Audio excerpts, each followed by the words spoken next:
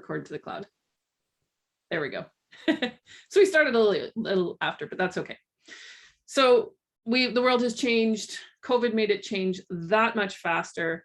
And in order to have success long-term as a leader, you need to change the way you're doing things. So gone are the days of the quote unquote boss. And now we're looking more at what a leader is. And as a leader, you really need to connect now with your team in a different way than we've ever had to in the past. I mean, it was always suggested before that the training that I've been taking for years has suggested this, but now it's just even that much more important. So today we're going to talk a little bit about knowing yourself and your team and using that knowledge to increase your result. We want to understand how the business is changing. And I talked a little bit about that already. But the reality is our world, even without COVID, had been changing so quickly that you needed to create a really flexible environment so that you and your team can change as the world changes, because it does change so quickly. We can't just get the next best app or program to use because there's a better one literally within a week, or that one is obsolete. And we need to keep up with those things. So we want to talk about how to lead to inspire your team and then to create that really motivated and committed team.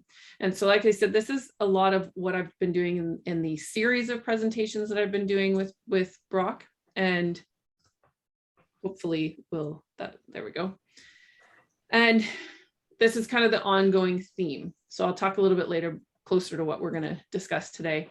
So Darren's already done a really good introduction. So this is who I am. I've been in human resources for over 20 years, and I've been running this business now. Actually, I didn't change this slide. It's been more like 8 or 9. And I've been leading in many different places. So in the business as an HR person and through Toastmasters, the HRPA, and different organizations. So I've learned a lot in that time on top of just the courses and things I take.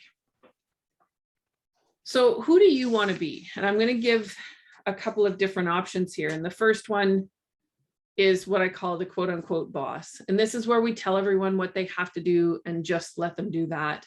We know every part of the business, and sorry, someone's just left my house and now my dog's going to bark at them. So, and we just have everyone doing it our way. And that means we're constantly looking over everyone's shoulder to make sure everything's perfect. Here's the thing that creates, is it creates a staff that's not using their creativity. They're not telling you their ideas. They're only doing what they're told, and they're leaving their knowledge at the door. A lot of the staff that I see in companies that have this type of leadership, they've got a side hustle. So they're using their creativity in somebody else's business or to create their own. And that's not what we want. So I think we can all agree that's not what we want anymore. It's just not going to work. It doesn't allow for that quick change when the environment changes. On the other hand, we have the leader who provides that vision, creates really good communication within their teammates, fosters trust, and bring together a team that's really high functioning.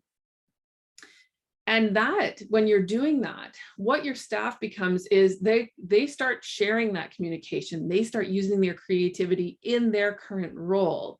And they are a fully functioning team that's pulling together, and they're all working towards the same goal because you've provided that vision. They know where they're headed.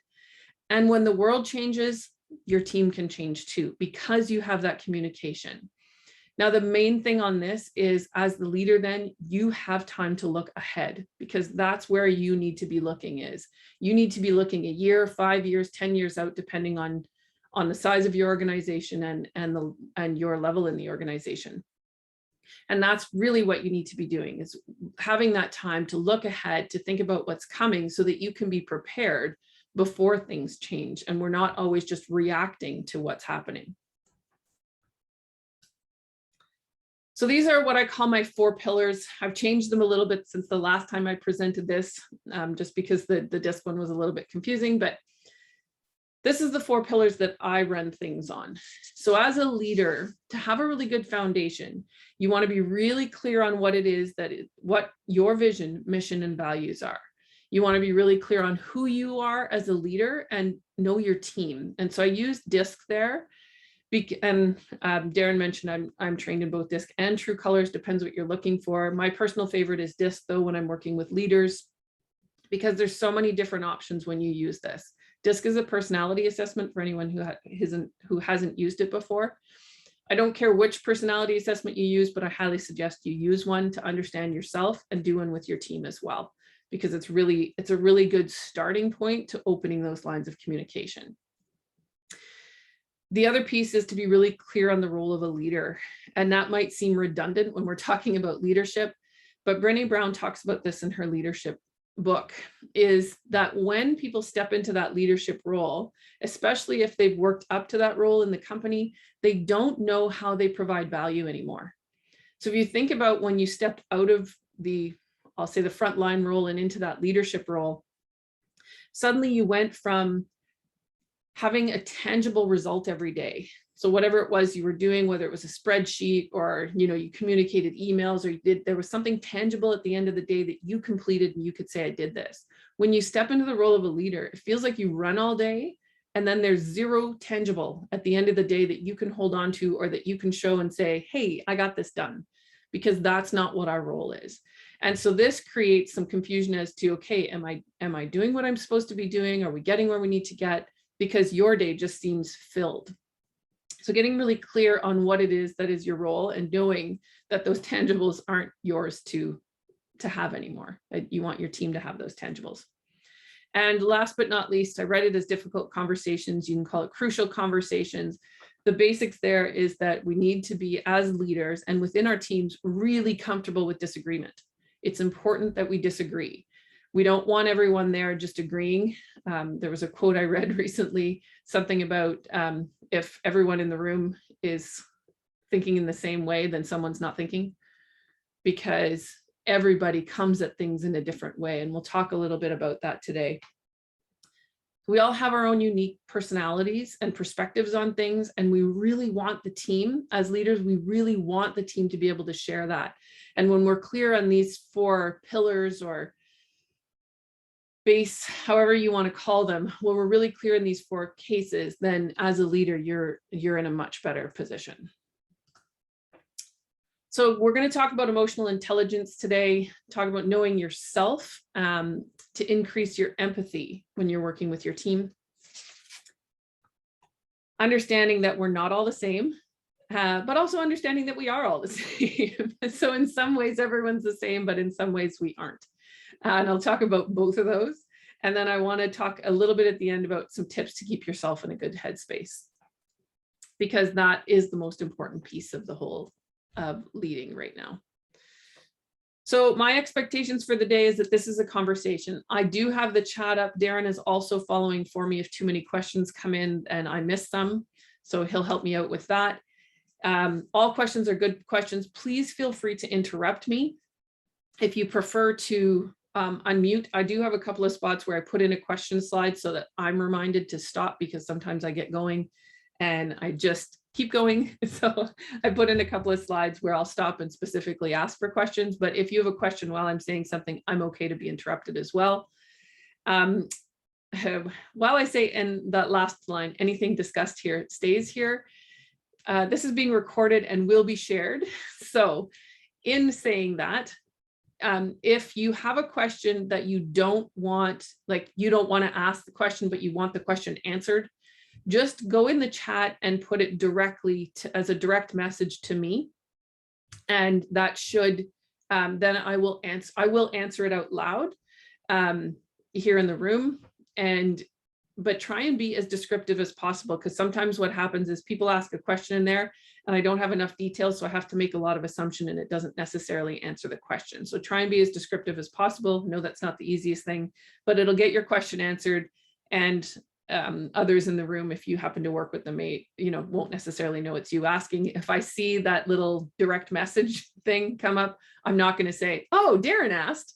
I'll just say someone asked, and that way we can get the question answered without you having to share openly in the room.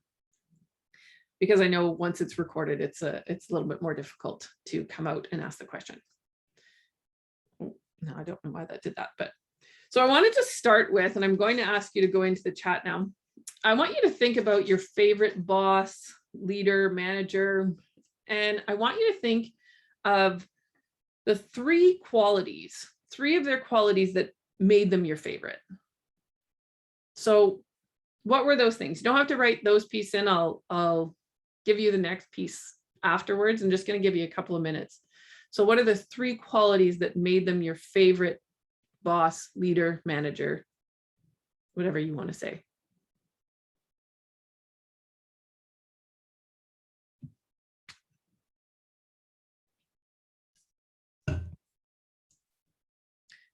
And then just in the interest of time, thanks for those that are sharing. That's wonderful. So in the interest of time, would you call those technical skills or relationship skills? Now they might be one and the other. So maybe in the chat, just post how many of them are you would call emotionally intelligent. So that's the EQ, or relationship skills. And the ones I'm seeing, yeah, all relationship skills, saying willing to compromise, challenging, communication, approachable, equity-minded, encouraging, forthcoming. So I'm right now seeing 0 in the IQ or technical skills. I'll just go back quickly. Okay, beautiful. So when I did this the first time, it was with someone who taught emotional intelligence. And we actually got to be in a room. So it was a lot nicer than just sharing through chat, because it was a pretty powerful exercise. What he had us do was take little sticky notes. They were all bright yellow. And he had us write down the 3 qualities. And then he said, okay, anything that is IQ or technical skills will be on this side of the room. And anything that is in the EQ or relationship skills, put it on the other side. And then he asked us to go stand where the bulk of our responses were. So if you had 2 and 1, or there were a few sticky notes on the one side of the wall, but the bulk were obviously on the relationship skills. And that's what matters when you are in a management role. When you're in that leadership role, it's on the other side. So if you think about it, this was a room filled with people. There was probably 100 to 150 people there. And so that means that whole wall had little yellow stickies. And the power of that visual just reminded us that as a leader, you're not here to know the technical anymore. It does help. Like I said, there were some that did have those technical skills that's what made them their favorite boss, because they helped them through that. But the main piece is that relationship skills, and that's what we call emotional intelligence. So I'm going to talk a little bit more about that today. Oops, we missed a slide there. So emotional intelligence, now I've gotten this from a couple of different books. So I'll share them, and I will share them in the chat before we leave, but these are the 2. I know this is probably backwards for you, but Emotional Intelligence 2.0, it's by Travis Bradbury and Jean Greaves. This book is more about just giving the idea of what emotional intelligence is, and then breaking it down. And the bulk of the book is skills and practices to help you in each of these sections. So it's things that you can do to help yourself get better in certain areas. And then the other one is this, Daniel Coleman. I think he's written a few different emotional intelligence books. So you can check him out. His is a little different. It's more about explaining. So it depends the type of book you like. I actually prefer the first one because it's quick and easy. It fits my personality a lot better, but I am reading both. So they break down emotional intelligence into 4 things. So we're going to use the Emotional Intelligence 2.0 book, and I'll tell you about the difference between that and Daniel Coleman's book. So they break down emotional intelligence into 2 things, which is personal competence and social competence. And then each of those is broken into 2 more. So in personal competence, we have self-awareness and self-management. That means that I'm aware, I start paying attention to what I'm doing, how I'm reacting, and then I'm able to have that pause before I react. And now I'm managing how I respond instead of just responding. So that self-awareness is being aware of how you're dealing with things, knowing what your personality is. I'll talk a little bit more about that shortly. Knowing how you react to things, when you react to things, what your triggers are, and then having that moment to breathe, to bring us to self-management, where now instead of reacting, we're responding to very different things. Reacting doesn't always come out the way we wanted it to. Now, social competence is having that same kind of thing as personal awareness, but now it's social awareness. So knowing what's going on, sort of feeling the room, recognizing when you've stepped somewhere where you shouldn't step.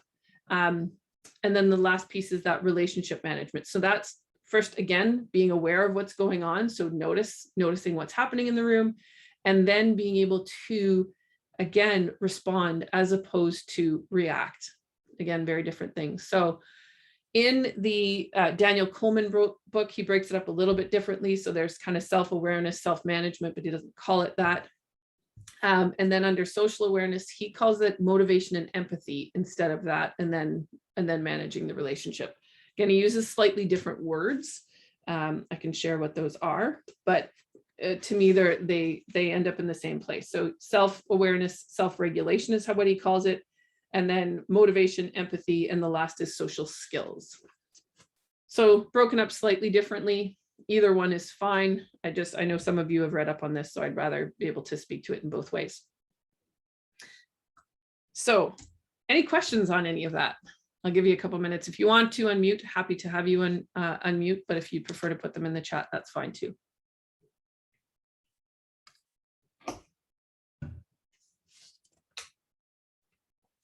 Okay, so we've all heard of that before. Beautiful. So maybe just, you can do at the bottom of your screens, you should have reaction buttons. So for those of you that don't have your camera on, have any of you done DISC or other personality assessments? So if you go to the reactions buttons, you can just either put a thumbs up or smiley. Okay, beautiful. Okay, so quite a few people. Just looking through. Awesome. Okay, so I'll go through this quickly in the DISC format. I'm not particular about which one you do. I've done tons of them. I've done Herrmann brain dominance. I've done Myers-Briggs. I've done, trying to think of what other ones I've done. Anyway, I've done all of them. They're all helpful. I just personally like DISC because of how they do things. And I haven't, this is an old slide. I haven't changed it. They've changed the D to direct instead of dominant because people were uncomfortable with that word. But I always, when I'm doing this, I focus just on the letters because people don't have a strong emotional reaction to the letters. So in DISC, there's obviously 4 different types of personalities. I want to be very clear that we are all 4. We just have preferences to one. When you do the assessment, they literally put a dot on the circle to where you fit. And that just shows the further you are out to the edge of the circle with your dot, the more you are like that particular personality. I am personally right on the edge of the circle, so I'm very much like that personality. So I'll go through quickly the DI and S and C. So Ds are very direct, highly results oriented. They're very firm, strong-willed, and forceful. So they're the type of people who they call it a getter statement, like or get it statement. And for Ds, it's get it done. They want to get it done. They want to get it done quickly, and they're going to focus on the task. And they ask the question, what? Now, Ds meet with the Is. So everything on top of the top half of the circle, very quick. So they want things done quickly, but just have a different focus. So on the left side of the circle, we have Ds and Cs. They are focused on task. On the right, we have Is and Ss. They are focused on people. But Ds and Is very much meet in that they want things done and they want things done quickly. So Is are more on the side of outgoing. They're very enthusiastic and optimistic. They're the people who are going to try and bring everyone in. So they're one that's saying hello to everyone as they walk in the door. Really high spirit and lively. Their question or their get it statement is get together. It's not exactly get it, but get together. So that means they want everyone brought in. and they ask the question who. So they want everyone brought in together. They want to get it done. They want to get things done quickly, but making sure that the whole team is there working on it together. So that's the most important piece. My apologies, the dog's growling again. So the S's, remember I said they meet with the I's and that they're all about people, but they're more accommodating. They're very even-tempered. They're incredibly patient. The S's you'll recognize, they'll say, I feel all the time, and they'll know what's going on for everyone in your team. So they'll know what's happening in everyone's lives because they're the ones that will go and have those one-to-one conversations with them. Their statement is get along. It's really important to them to get along. They will do everything they can to avoid a conflict. Now they meet with the C's again in speed, but they're more moderate pace. So S's and C's are far more analytical about things. S's more around how people are feeling, and C's more around actually analyzing things. So a C would be the person who will tell you that's a tree, but that's not enough for them. They'll tell you the type of tree, when it loses its leaves or its needles, if it loses them, what the root system looks like, if trees are their thing, obviously, but they know all of the detail of things. S's will share all of their feelings. C will share none of them. They are very task focused. They're very private, incredibly systematic in the way they do things. They're the ones, I always say C's are the ones that are eventually we're going to be able to beam into space, because C's ask the question, why? And they will get us there. And more specifically, they ask the question, right, why not? And they want to get it right. So they're also, C's and S's are also never the first to ask a question or answer a question. They are the ones who want to think it through before they speak. It's very frustrating when a D or I is leading a group, because they need to send the questions in advance or tell them what they're going to talk about before, so that C's and S's can come in with their thoughts in their head. So one of the main things why I like to share this and why I like DISC is because it does this in a circle. And I really like this visual. So myself personally, I sit right at the top of the circle, just inside the D. Through my life, I've moved a little between the D and the I, but generally I'm somewhere close to the top of the circle, and I'm very close to the edge. So if you think about that and you put a pin in that, and I want to focus a little bit on this today, is our energy. So if you put a pin there, and in that pin, think about putting an elastic over that pin. And every time I have to work more moderate paced and really analyze something or think it through, think about how much energy is going into pulling that elastic. And every time, it doesn't mean I can't do it. I can do it. It's just going to suck my personal energy. So if you're on the IS side and you need to be very task focused, same thing, you're pulling across that circle. You can do it, there is no question, but it's going to take your energy. So you're going to need to do something to get your energy back.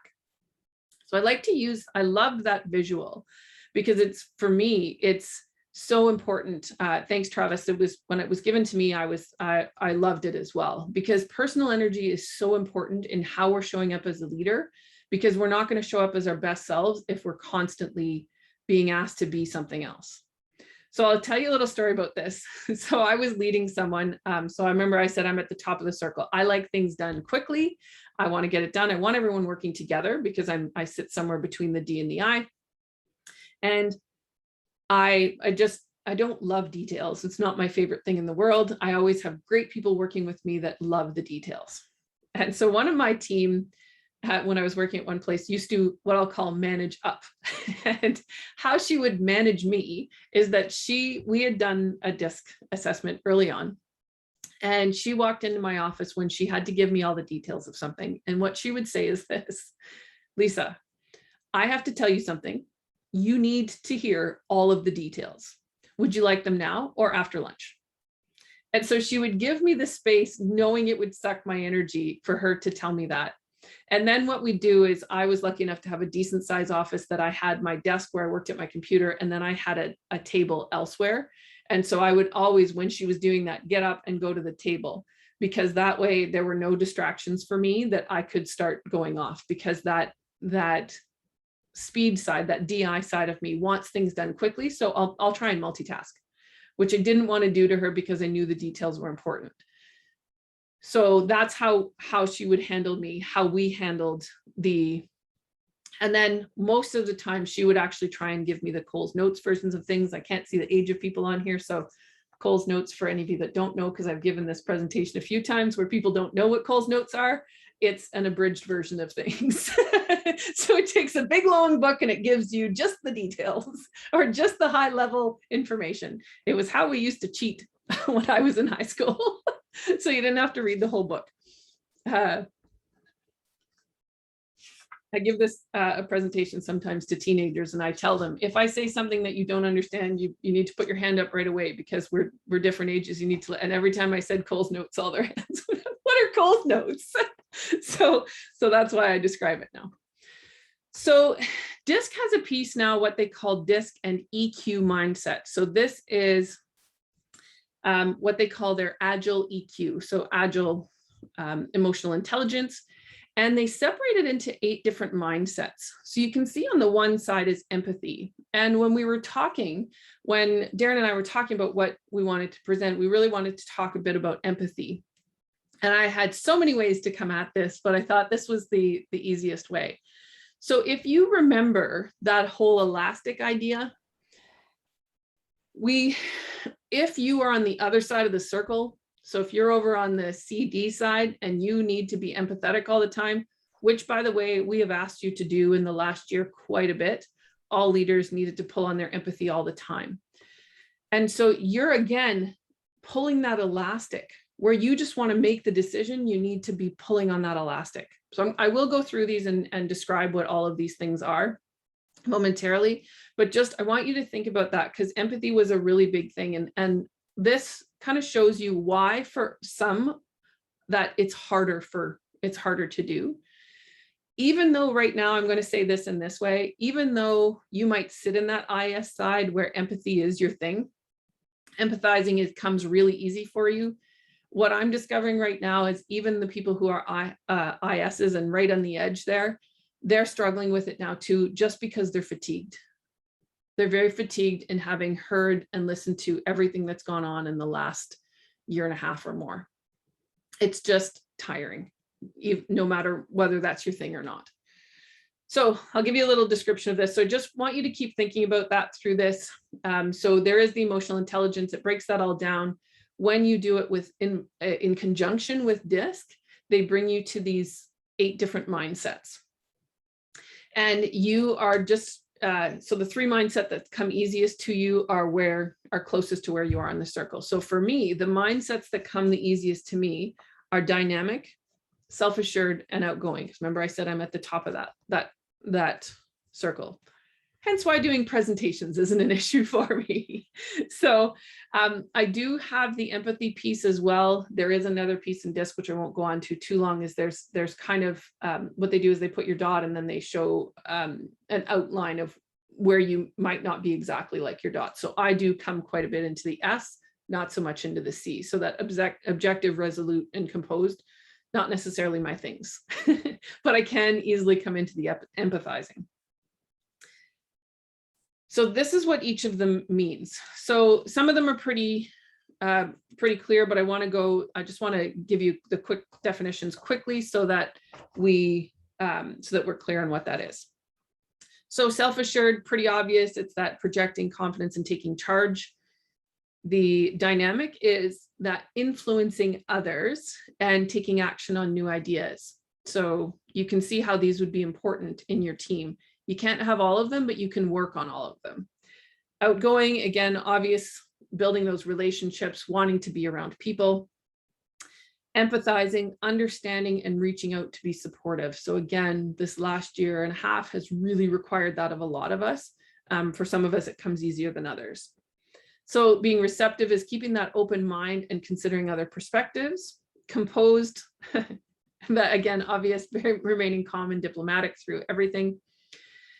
Objective is that thinking rationally and clearly. So that's on that C side of the circle. They are incredible at that. And then resolute.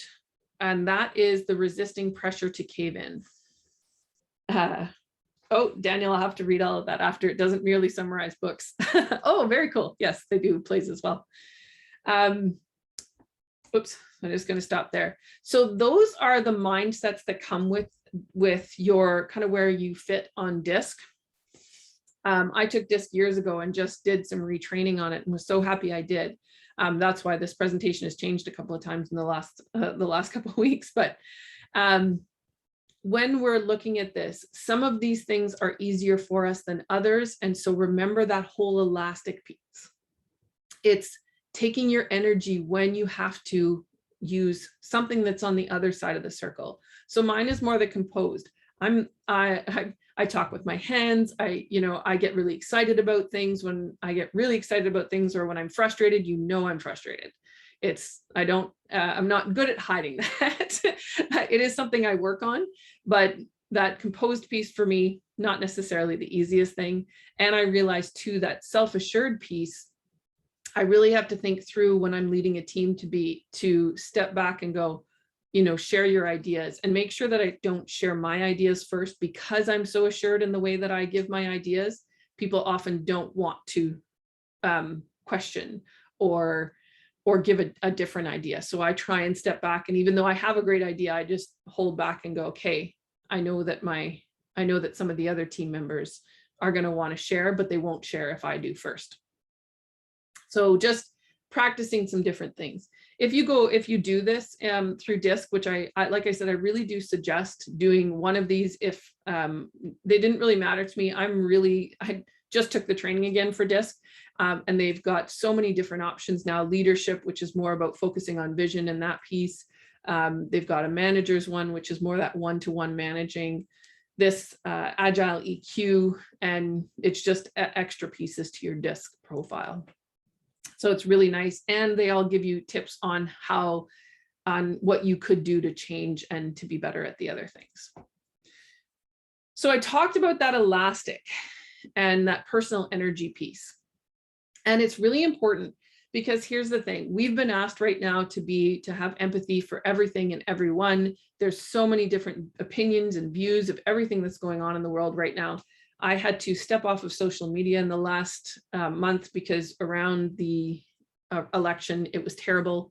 The nastiness that people were putting out there, everyone was an idiot. It didn't matter what your political affiliation was. You were not very bright if you had anyone's different opinion than anyone. And so I had to step back from that, because it really wasn't doing anything good for my energy. It was really pulling me down to see all of that, and to see that I just call it nastiness. If you were speaking to me in person, you wouldn't say that. So important not to do that online as well. So our personal energies is 4 things. It is our mental energy, it's our emotional energy, our spiritual energy, and our physical energy. When we're being asked to be on the other side of the circle, it can take a few different things. It can take our mental and emotional energy, and sometimes our spiritual energy as well. I'm going to explain to the spiritual energy. This does not mean religion or anything like that. Spiritual just means a connection to something. I know a woman that thinks we're effectively worm food when we die. She doesn't believe in any higher power of any, so fully atheist. But one of the most connected people I know, she does regular walks in the forest and talks to the animals.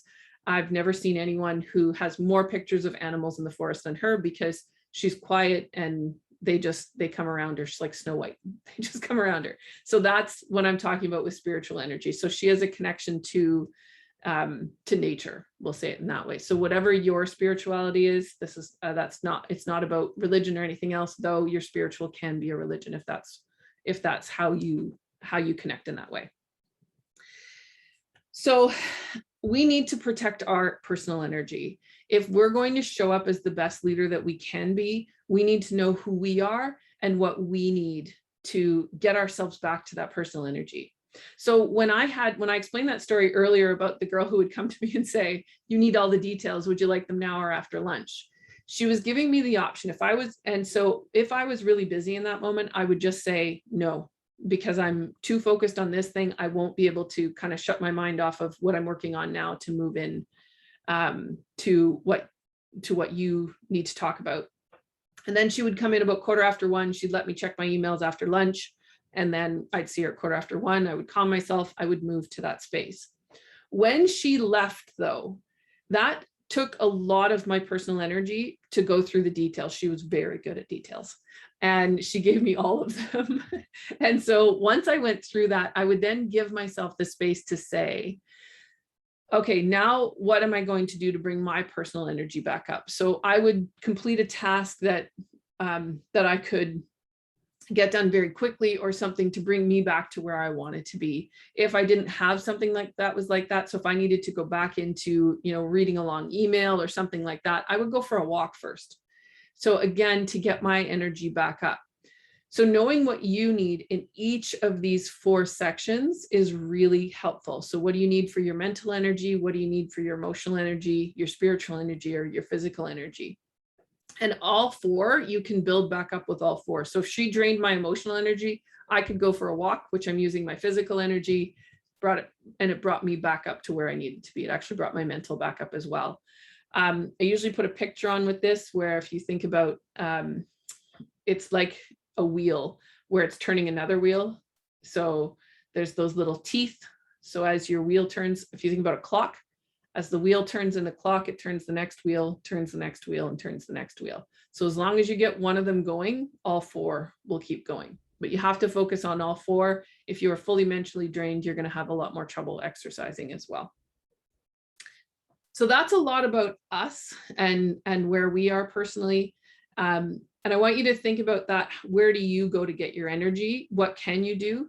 One of the examples I like to give here is, since we're all here at the Brock alumni, you all went to university. And so if you remember, professors had things called office hours. Once we left, I left business school. I went to start working in business, and open door policy was the big buzzword. The thing about an open door policy is that it can't be open all the time. It just can't, because especially if you're an introvert, you need some times where that door is closed. Now, depending on the culture of your company, I know some of you are in cubicles, it's a little bit harder, but find a way, especially if you're introverted, to close the door. So you can do the opposite. Either it's, everyone, these are my office hours, this is when you can come and see me, or you do the opposite, where these are the office hours where I'm not available. So from 1 to 2 every day, I'm going to focus on this task or focus on my tasks, and you close the door. So open door policy does not mean that your door is open all the time. It will drain your energy to have those interruptions all the time as well. And like I said, university professors have it done very well, and they were a really good example. It just took me a few years to take their example, and now I give it to everyone all the time. So once you are clear on all of that about you, so you know what you need, now you start to learn about the rest of your team. Who are they and what do they need? What are their strengths? Like maybe they're really good at empathy and that's not your strength. So then talk to them. Look, what's the team need right now? What am I not seeing? You can use everyone's strengths to work together. Now, I'm talking today more about that whole emotional intelligence piece. When we're talking about in DISC, some people are better at those details, so you let them deal with the details. Doesn't mean you never do. It just means that when there's something that's really detailed, you can get them to review it for you.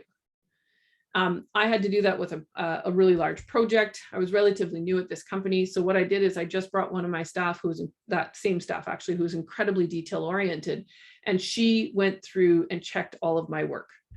And she caught several mistakes because she's better at it than I am. And that's just the reality. So what do they need? And how can you give it to them and still take care of yourself?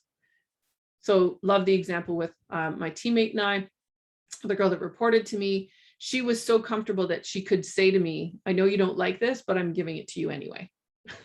So you want that, right? So the next is question. So I'm just going to go back and read. I know there was a couple of things there. So the Coles note. So that's really interesting. Oh, that's right. Yes. Shakespeare plays. I think that's what we used it for the most, was the Shakespeare plays. We'd pull them out. Most common play type that high schools had to read in English. Yes. As a result, I never saw the value in them as the time because the plays were short, short and simple. They didn't really see how they summarized the longer writing piece. Yeah. Yeah, thank you for that, Daniel. But yes, I do recall that as well. I think that was the main thing we used it for, was when we had to read and interpret. I think they interpreted it a little bit too. They interpreted the Shakespeare plays. I don't think I ever used them though. I don't think they were ever available when it was time for me to go to the library. But I think the kind of negativity on social media is what happened when someone online is angry at those disagreements with them. Yes, and they try to spread their negative feeling to the rest of the world. This kind of behavior will affect all 4 elements, personal energy, if you let it get to you. Yes, Daniel, I totally agree that it was fully pulling me down. And I use social media for my business, so I somewhat need to be on there. As well, I have 20 cousins that I wouldn't know what was going on in their life without it, but just the stuff that I started seeing, and they were from people that I had a lot of respect for. And so I was incredibly disappointed in the way they were sharing their information.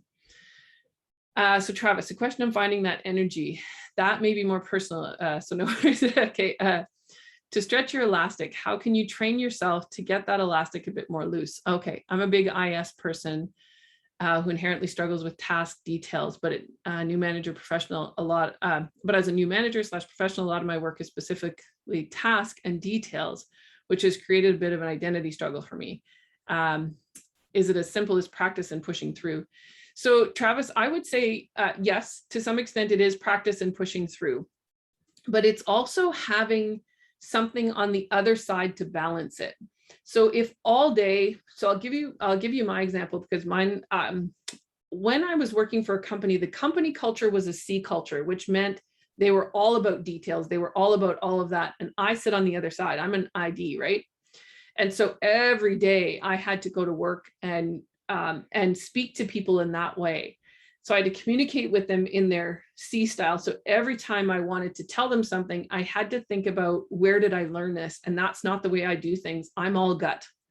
So if I, obviously for here, I've prepared this. And if you notice, for the C's in the room, I told you where to get more information, because it's not my way. But I told you right away, I'm not going to give you enough details today. Here's where you can get them.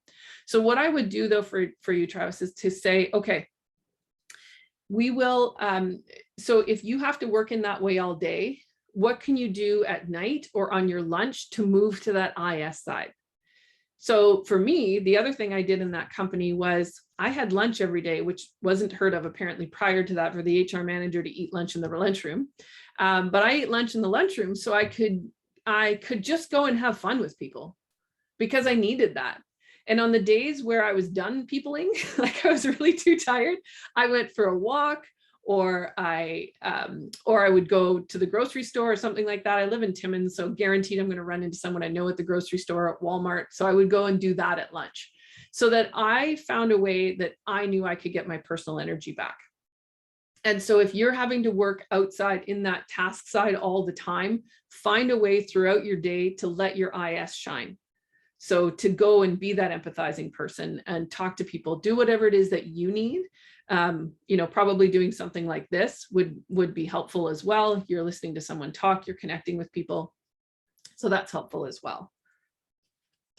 So I was going to offer for everyone to give examples, but I'm going to finish out so that I get you out of here right at 1, because I know that Darren has, I always do this to Darren. I don't give him enough time at the end to close out. So I'll go through the last couple of slides, but I will stay on after 1 o'clock. If you have more questions that you want to ask, then we can do that. You're welcome, Travis. The yes, new professional life is quite a treat. It is very different, our world now. So stay on if you have questions, if there's anything you want to ask, that the personal things, something to the effect of what Travis just did.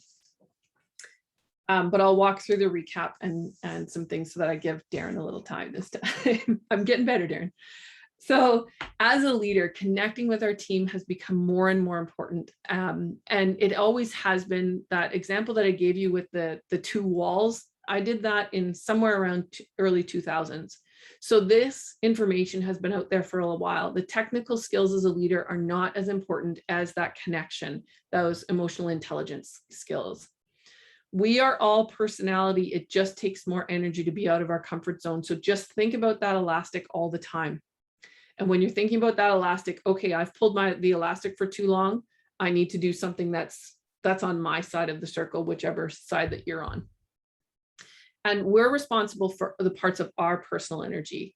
If you want more on coaching or things like that, there is another presentation with in the Brock alumni group, so you can go and learn more about that there, but you can always give me a call as well. But we're responsible for that. And the better you are at taking care of your personal energy, the more likely that you are to show up in a way where you're not just reacting, you're coming at something in a more responsible way, so that you're answering in the way that you want to answer, not in your triggered snap answer. So make sure that you are taking care of those parts of your being. These are the pillars. I talk about this. I do a full course on this. Actually, I do all 4 pillars in the course. I'm not running it again until January now, and I'm probably going to update it now that I've done the new training with the EQ. I think that's going to be a bigger part of the course. But these are the 4 things I want as a leader to be really clear on. Where are you going? So know your mission, vision, and know your values, because that gives everyone on your team the guideposts. It puts up the boundaries that they need to have. The better you know yourself and the team, the better you're going to be at leading. Be really clear on what it is that's your role, and get really, really comfortable with disagreement. It's so important to disagree. We need to do it respectfully. So that piece about social media, people were not doing it respectfully, but I have found that if you do it in person, people are a lot more respectful. Oh, Dina, I love that. I found value in being open and even saying to my staff today, I'm not at my best if my personal energy or something is really off. I love that. I just recorded a podcast with a friend of mine, and that's what we were talking about, that it's okay to say, today's not my best day. And that's okay. And then when people know, they'll help you work around that. And they're then going to be comfortable coming to say to you, I'm not having my best day. Can I do X? Can I work from home? Can I close my door all day? Can I, whatever it is that they need for themselves, if you give that example, they're so going to do that with you, which I think is huge. Oops. Okay. So why it's important is our world is changing all the time. COVID, yes, was crazy, and it was this huge change really quickly, but we've been changing faster and faster up to COVID anyway. So how we show up affects what's going to show up for us. So if we can keep ourselves in a good place, if we know who we are, if we can show up in a much better way, and that piece that we've really been asked to pull out in the last year and the last almost 2 years now is that empathy piece. Even if that's not our comfort zone, it's going to be so much easier to be empathetic when we're taken care of first. Our role as leaders is ever changing. The better we know ourselves and our team, the easier it is to adapt. You can go to the team, you can have those moments. I'm not suggesting you tell everyone not to have feelings about it, but you work through the feelings quickly, you communicate it, and you move forward, and you deal with whatever's been handed to you. So one thing I do every time I do this presentation for Brock is that I offer a VIP session. I normally give away 20-minute free calls with me. We can coach on anything you want to. In those 45 minutes, you can ask me whatever question it is that you want to ask. I will put this in the chat. It's going to show up as a Calendly thing, because I can't put this in as a link for some reason, the way the LMW-VIP, but if you put it into if you don't get it out of the chat, you can just put that into your browser and it'll show up. But I will put all my contact information in there as well. I'm going to stop sharing. So as I mentioned, I will stay for a few more minutes. I know that Darren likes to have a few things to close out. So as I'm putting the information in the chat, I'll hand it back to Darren. And then if any of you have questions and can stay after 1, please do so. Okay. Thanks, Lisa. I really appreciate you again putting on another webinar for us in our sort of leadership series that we've been doing all year. And it's been great. I mean, we've had to adjust during the pandemic with our sort of engagement with alumni. So hopefully you've all enjoyed this, that you've gotten some value out of it, some takeaways. We do appreciate Lisa's time. So, I mean, as you can see, she's willing to give even more of her time afterwards, which is awesome and great. But even if you want to reach out to Lisa afterwards, beyond this and her 45 minutes and whatnot, I know she'd really, again, appreciate being able to help out or take on any sort of roles. Follow her on social media, LinkedIn. I see she's always got some presentations and whatnot going on. So we will be sending out an email hopefully later today, just with a quick survey. I do encourage everybody, please participate in that survey. Give us feedback. This helps us in our programming for our alumni as well, so that we make sure we're doing things that alumni want to see. And yeah, that's more or less it. As I said, in a few days, we hope to have this posted as well. But if you haven't already, you can check out previous webinars with Lisa, as well as other webinars that we've done throughout the last year. And to just visit brocku.ca/alumni, and you can check out our catalog basically at this time of webinars. So I'll leave it back to Lisa. If people do have questions and whatnot, feel free. I know some people have got to go for the 1 o'clock kind of thing, but again, Lisa's willing to stick around. We can keep this going for a little bit if people have questions.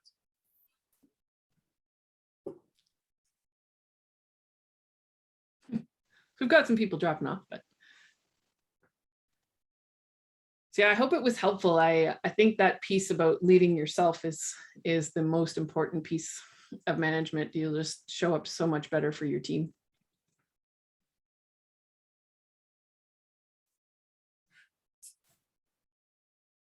I'm not seeing anything else come in.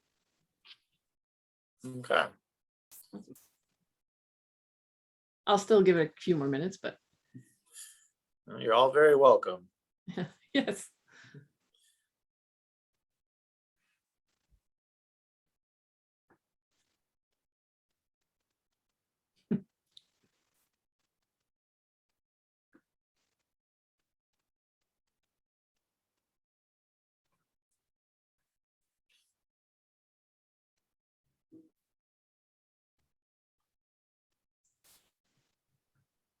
Would it help with the email I send out a little bit later there, Lisa, to include that link or any other information you want? Sure. Okay. Yeah, you can, if you want to just copy that, like you can just copy what I put in the thing there. Okay. Oh, I just got a no passing through. Oh, nice. Oh, very nice. Oh, sure. Could I repeat? Oh, I did promise I would put those in the chat and I did not.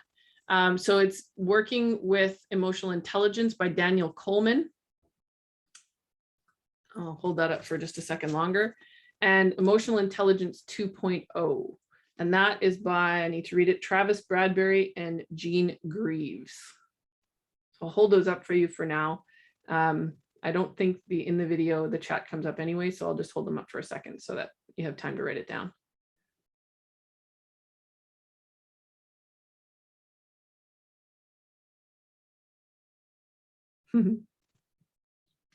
Hopefully that's helpful. Daniel Coleman, I think, has written several books on it. I know that some people are not so supportive of him because I think Daniel Coleman he's not a researcher or anything by any means. I believe his background is like, he's a writer of some kind, is my understanding. I'm not real clear on that one, but I know I've gotten called out on it one time in one of these presentations. They were like, God, because of Daniel Coleman, and he's just he's a writer and whatever. So I was like, oh, yeah. So Kim Smith, the one that was giving all the details, is the Daniel Coleman. So his is a lot more research oriented, or it more talks through everything. So a lot of different things as far as that goes. Whereas the emotional intelligence one is more, it does give really good examples of everything. But what this one does, and I have it open to the page, it basically breaks it down to give you that piece, which I showed sort of on the slide, which is the social competence and all of that. And then the rest of the book, so the explanation of what emotional intelligence is this much of the book. This much of the book is how, like, self-awareness strategies, and then self-management strategies, social awareness strategies, and relationship management strategies. The other thing when you buy this book is it comes with a code that you can go and answer a questionnaire on where you sort of sit in emotional intelligence right now. So it's both are very helpful. depends what you're looking for. If you're wanting more information, like really just want the details of everything, I think Daniel probably explains it better. If you're wanting actual practical, this one's probably better. The Emotional Intelligence 2.0. Just checking the names of books. Okay. Oh, that's awesome. Perfect. And no problem, Travis. I'm glad that was helpful. I'm glad it was helpful. And I too have a book addiction. I have a lot of books. I've got about 7 that I still need to read. and last Thursday, I really felt I needed to go and buy and purchase a book for on the Truth and Reconciliation Day. But I've bought a couple and I'm not ready to read them yet. Someday, but I'm just not there emotionally to read them just yet. Okay, so we have a few people still on. If you guys have any questions, Darren, I think we can stop recording now. Oh, it's me that has to stop recording. Sorry. There we go.